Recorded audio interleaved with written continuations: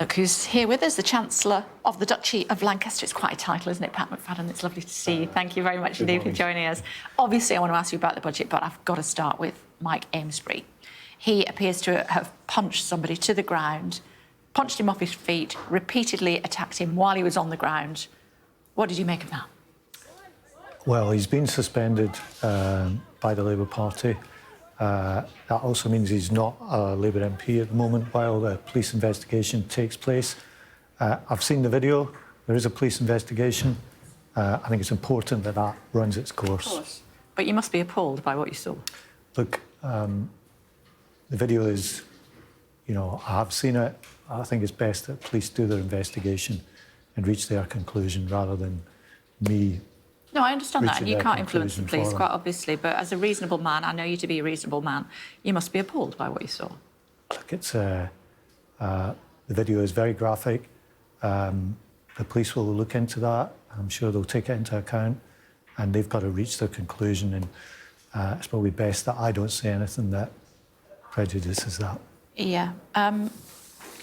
Might you be looking for a by-election in Runcorn and Helsby? Well, I don't know. Let's see what the police say. They'll be looking at all the evidence, what happened, and they'll reach a conclusion pretty soon, I'm sure. And how will you reassure Labour Party supporters in that constituency that that's not acceptable behaviour?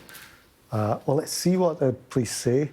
You know, once they've reached their verdict, we'll say more. OK. Talk to me about the budget.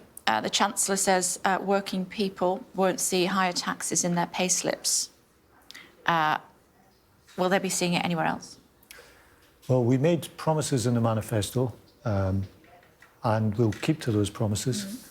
And that will be true today, and it will be true after the Chancellor gets to her feet and makes her statement on Wednesday. And when she talks about pay slips, that's what she means, the taxes on wages that people pay, that most people look to in their pay slip, they won't change as a result of the budget on Wednesday. You've got yourselves into a bit of a... You've backed yourselves into a corner talking about working people. Who aren't working people? Look, I don't think it's about definitions of this job, that job, some income level where if you earn £1 more than that, you're not a working person. I've seen these questions asked in recent days, and because you put it in your manifesto. Yeah, but what we were talking about was those central tax pledges on income tax, national insurance and VAT. And that's what we meant when we used that language, and we'll keep to those promises in the budget on Wednesday. Are landlords working people? But honestly, I'm not going to run around on...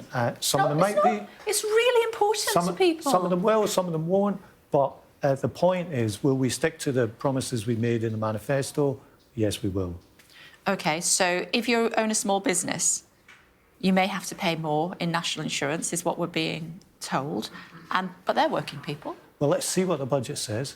You know, when we go into individual taxes beyond what was in our manifesto, let's see what the budget says. There's been all sorts of speculation in recent weeks that this might happen and that might happen. And we're in that period, 2 days before the budget, where I can't tell you the individual measures. But what I can tell you is it will do three things.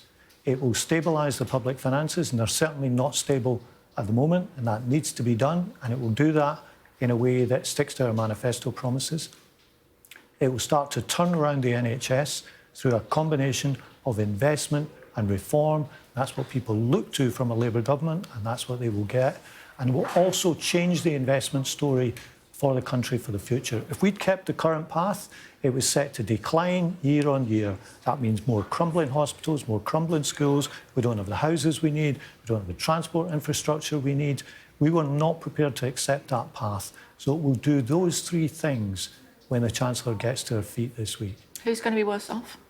Well, you know, the OBR will do all their analysis, and people will look at the individual measures. Who's going to be worse off? Look, I can't speak about the individual measures. What I can say is we'll stabilise the finances, start to turn around the public services, especially the NHS, and get the investment the country needs for the future. And what's the alternative? To not have the new houses we need, to let the NHS waiting list just rise, to give the bills for all of this to future generations. We weren't prepared to do that. We have to get out of the path of decline and get the country on a better path. So it's a big budget. There's some difficult decisions in it, but it will put Britain on a better path for the future. You acknowledge that some people will be worse off, though? Look, there's always this calculation done on the individual measures. That will be done after Wednesday.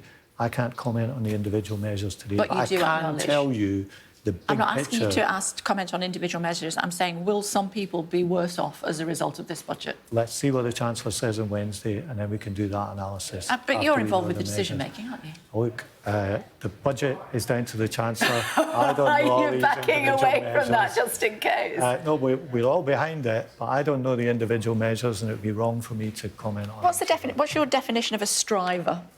A striver, you know, somebody who goes out there and makes an effort every day.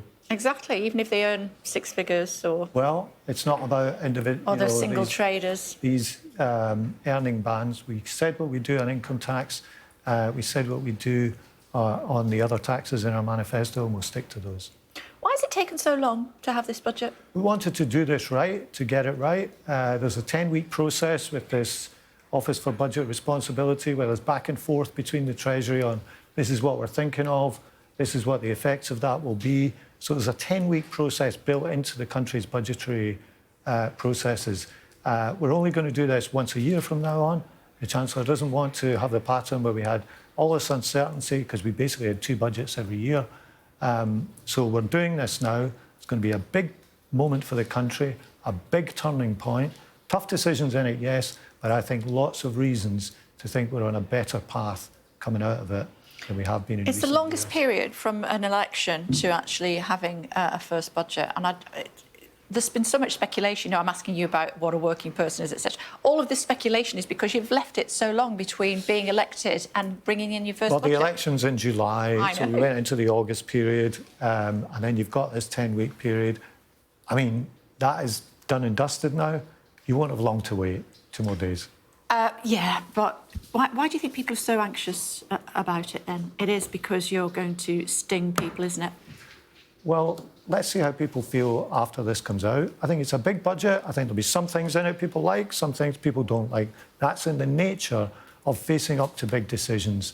But we have to face up to big decisions because we've got to change the country's path for the future, particularly on this story about investment.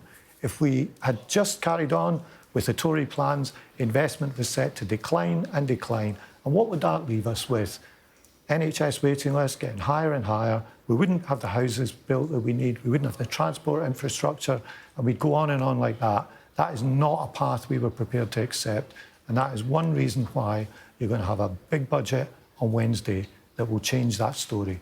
Why is the party, why is the government so unpopular so quickly? Well, I'll be more interested in the polls a few months before the next election than a few months after. People voted for change.